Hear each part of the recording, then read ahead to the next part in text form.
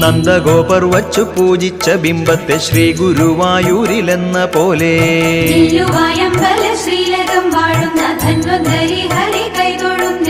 ശ്രീവാസുദേവര് പൂജിച്ച ബിംബത്തെ നെല്ലുവായി തന്നിലും കാണാകണം.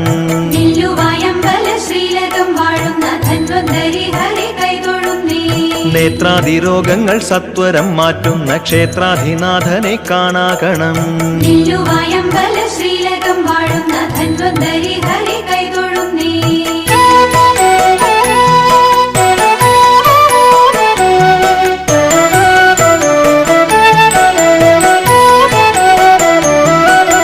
മിന്നുന്ന പൊന്നിൻ കിരീടമണിയുന്ന ഉന്നത ശീർഷനെ കൈതൊഴുന്നു.